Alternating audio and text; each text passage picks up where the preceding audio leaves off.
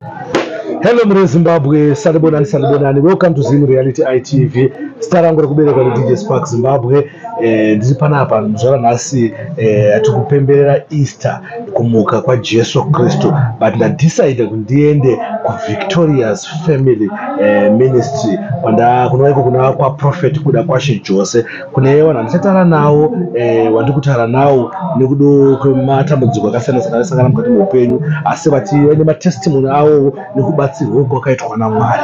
Saka sindawanza zvangu kutaura muri Zimbabwe ndinokokoredza baba wandinawo panapa muchirongwa, nditaure nawo dambudziko ravo ravanga ainaro nemabatsirwo akaitwa. Makadini baba? Tiri makadini. Aiwa, tinofara ndoti kuti seupenyu. Upenyu uri nani chose. Aiwa, muri Zimbabwe baba ingade kuzoti munoitwa wani? Ini ndinoti walame kumusa. Alright. Maka munogara kupi? Like unogara Goromonzi. Alright. Asi kuya kwandakaita ku Victorious Family Church. Alright. National. Ndakaita matambudziko akanyanya mukati memhuri.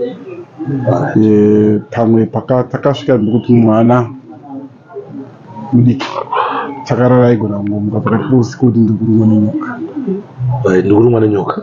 Ndikurumwa nenyoka. So ndobva ndanyatsotsvagisisa kuti ndingandobatsirika papi nyangwe taimboenda dzimwe chechi. Ndobva aita zvekurota kwete zvekunyatsoti ndaiona iri papapo usiku midnight.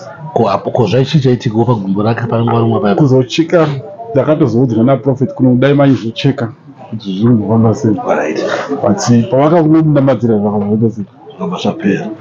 But even before that ndairota nyoka yebrown nguva nenguva, time after time. Ngamborota this month, ndozorota some other time, ndozorota some other time. And I knew kuti something is happening. Right. Then pane imwe nguva yandakatozorota ndichiuraya nyoka iri pakona ndokuibira mvura inopisa. Kwangu uri kurota mukanguva iyo. But last week on Sunday prophet vakadeclare kuti vese vanoshungurudzwa nenyoka kuhope vakataura zvinhu zvakawanda, mazizi zvakadii zvirayira nezita raJesu. Vadeclare kudaro vakafamba randomly muchechi kusvika kumaoverflow. Vakangoita selecting like vakangochuza a handful ndobva vanamatira. Saka ini ndakazoma ndanga ndiri among those ones, but ndanga ndiri kuno kuback zvangu ndinabatsira ndobva vapfuura. Pandakabva kuchechi, pandakaenda kumba mhuri haiko yakambofamba. Ndobva ndakatsvika ndingopinda mukicheni ndoona ndingazvibikire chidyi kuma 7 PM magetsi kwangu kusina. Right? Ndakapinda ndine tochi, but ndichivhura door chandakatanga kutarisana nacho inyoka. Chivhura door chandakatanga kutarisana nacho inyoka yakazvombarara. Nyoka yerudzi rupi? Yebrown. Yandairota. Oh, exactly brownish. Ndo yandairota. Yanyavarara. Yakazvambarara. First thing that I decided to do, kuenda kunotora mvura, water of testimony. But nyoka munomoza kuti is dangerous and very fast pamhectare. Saka ndaita zvekukanda ndiri kure ndichiita kunge kupotsera mvura kusa mvura yakawanda ndokupotsera. Right? Ndapotsera mvura iyoyo ndokunotora simbi dzezvibhorani anonzi marods emukati madiki aya. Yakareba 3 meters. Ndakairova ndobva ndairova nepakati. Saka musana wakabva sei wachikoka. Saka movement yanga yashoma zvakare inga isakwanisa kumuvha kunge payanga iri. Ndobva ndaidzvanyira madziro nerodzi iyoyo ndokubatidza stove kwakudzisa mvura ndobva yabhoila zvakanyanyisa kwakudira nyoka iyoyo. Ndadira nyoka iyoyo takazoirova ndani mumwe mukomana akazi ngauyawo ndokuirova ndokuisa panze chiti mangwana tozoita se tozoipisa. Ini pamba pangu ndinoita zvemabroilers. But ndinomboti kana mabroiler izvo zvandina pakuipa pandakaona nyoka ndasina hana chinhu. but ndaiti kana ndikapinda ndanga muchikwere manheru kana hukukanda papi ipa ndozokuzvona makuseni uona zviripo but ndokana yava nezipo maiti makayo makafa kana huku ndokanda ipa ndozozvona chii makuseni but nyoka ndakaiona isipo yakatorwa nei but I doubt very much ndozvandakasangana nazvo mukati meupenyu. Asi pane zvimwe matambudziko amaisangana nawo mukati meupenyu wamakafungidzira akawandisa matambudziko haaperi. Ndinoshanda ndichishanda kudaro ndaiti ndikabuda nemotokari kazhinji ndopinda muaccident yamuiona accident yakaitika ndiri kucherezi 2000 ndinotone 50% disability endakapiwa because there is handikati some form of paralysis on the left side due to the accident but haana kugumira ipapo ndakaita 1 more ndiri ndega nemadrivers ekubasa ndikazoita 5 more right. And recently last year ndakatsikwa panova nafota munhu angorivheza vhudi ndiri kufamba kudai one way motika dzikudai saka ndakatarisa kuti dziri kubva kudai kuti kucrossa ndacrossa munhu akangorivheza from there instead kuti atsike iri akatsika iki inogara ndichikurara nacho saka zvinhu zvakagara zvichingondishungurudza there must be something that is happening. Ndosaka ndakauya kuna Prophet Jose Victoria's Church. Prophet makaunzwa kupi mimi?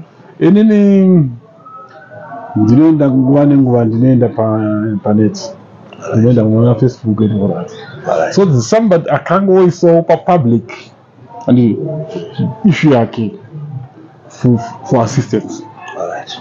Saka aisa papublic for assistance, people came in vakuti kuna Prophet Jose zvinoita se zvinopera. So I got so much interested. Prophet Jose tabata sei? Then ndakazotsvaga papo madetails avo ndobva ndazovabata but ndishandisa WhatsApp. Ndavabata vakaita 2 days asiti wapindura ndobva vazopindura vakati Mwamwari uyai kuchechi zvinopera. Zvoshuwa ndakauya kuchechi vakabva vazonditi ndokudai ku1 on 1 ndikaenda ku1 on 1 kuBlue Roof. Ndasvika ikoko vakataura zvakawanda zvinoenderana nomusha nepamusha matambudziko anosangana handinawo emufamily. Saka vataura zvakadaro ndobva kuti no ndoda kuti family yako uizwe nayo on Sunday. Yes, family yako wife Sunday hayi kumazuva iwayo muna January. Ndobva ndapera nayo pane musikana aitodonha kuchikoro achadonhi kuchikoro uye kuti ndoda ndiri kuruka nenyoka achanwe nenyoka. I think zvaanomo but changa chasara kuti nyoka yacho iyoyi apa ndakapiona because pavakadeclare vakati I want you to see it physically. Saka pandakasvika kuma ndakatoiona physically ndonoka iyo because pese pandanga chiiona ndanga chiionera mu spiritually but ndiri musleep. But here now I'm alive, I'm right, conscious and all that. Ndikuona nyoka. Aiwa zvamatara baba zvinotyisa asi ndikunyanya kuti Mwari vakakubatsirai kubudikidza nemunhu waMwari Prophet kuda kwashe Jose. Ndoda kutendai nenguva yenyu yamasheya. Vanhu vazhinji vanga vadi kusheya but kusheya kunoita kuti vamwe vabatsirikanewo wazive kuti kune mhanho dzeProfeti kuda kwashe Jose kwari kushandiswa naMwari akatibatsirawo vamwe matambudziko akadai because mazuva tikuona macases akawanda evanhu kuzviuraya nevanenge vaneta neupenyu vamwe wacho wasvika pakuti dambudziko rinaro it's too much endese ndingozviuraya ndipere. Asi kana pachiwanikawo vanhu vakaita semi vanouyawo kumatelevision edu vachionawo kuti baba wakabatsirwa waisangana zvakadai kudaiwo but nawo asina dambudziko. Da kutendai Mwari vakuitire zvakanaka, Mwari vakuzadzirei nemufaro mumba, and I hope and pray kuti hamuchasangana nemaaccident. Mwari vari kubatsirai. Kana vakanditadza ndisati ndakunamata havandigoni ndakunamata ndaeuda muchechi. Amen. Avatoda kutendai maita basa. Mune Zimbabwe da kutendai singaiti nekuramba muchingoona mavhidhios edu. Kana pachinge paina subscriber, please don't forget to subscribe Zim Reality ITV. Kana muri kutoona muri kuYouTube, garai masubscribe. Kana muchiona kuFacebook mapage edu akanzi DJ Sparks Zim Reality ITV, garai mafollower so that anytime patino upload something brand new, kana patino upload dzimwe nyaya dzakaita seidzi munokasika maono muchibatsirikana. Ndiriko kuVictorious kwa Prophet kuda kwashe Jose kwati kuti anaona nema testimony akasiyana siyana, una matambudziko akasiyana siyana avaisangana nawo mukati muupenyu. Vakutendai baba, Mwari vakutenda. Zvinotyisa zvacho zvakutoti chikoro. Zvakukutyira ndika.